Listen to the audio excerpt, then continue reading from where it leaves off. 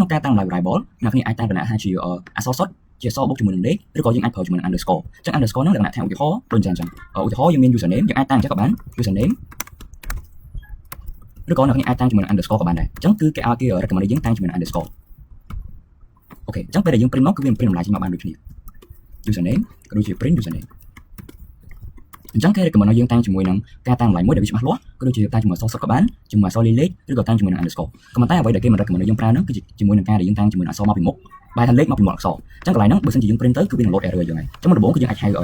បែរថាតម្លៃយើងបានតាំងអស់សិនថាវាដែរអត់អញ្ចឹងក្នុងការតាំងតម្លៃទាំងអស់ហ្នឹងអូខេយើង save សិនមកយើង save ម្ដងទៀតហើយយើង run ម្ដងទៀត control ln នេះអញ្ចឹងតមកតគឺវាចេញមកក៏ប៉ុន្តែបើសិនជាយើងបែរថាតាំងតម្លៃអត់តាមអីដែលគេចង់បានណា variable រូបយើងខុសឧទាហរណ៍យើងដាក់ចេះហើយនឹង save ឈ្មោះអីក៏ដោយតមកទៀតគឺយើងដាក់យើងតាំងគេឲ្យយើងប្រើសញ្ញាដូចក៏សញ្ញា hyphen ចេះទេបែរថាហ្នឹងគឺជា variable រូបដែលគេអត់ឲ្យយើងតាំងទេមកចុងមកទៀតគឺយើងអាចតាំងដោយមាន space ទេបែរថាបើសិនជាយើងតាំងគឺយើងអាចទុក space បានទេមួយទៀតនោះគឺយើងអាចតាំងជាមួយនឹង special character អញ្ចឹងបើសិនជាយើងមានឈ្មោះ user ហើយយើងអាចតាំងជាមួយនឹងសញ្ញា add សញ្ញាដុល្លារឬក៏សញ្ញាភាគរយនេះបានទេគឺគេអត់ recommend ឲ្យយើងតាំងទេគឺអត់ឲ្យតាំងតែម្ដងអញ្ចឹងនៅពេលណាដែលយើងហៅតម្លៃទាំងអស់នោះមកប្រើគឺវានឹង load error អត់ចេញលទ្ធផលយើងទេ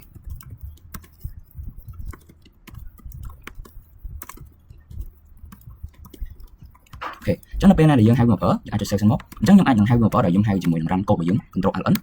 គឺវានឹង load syntax error យើង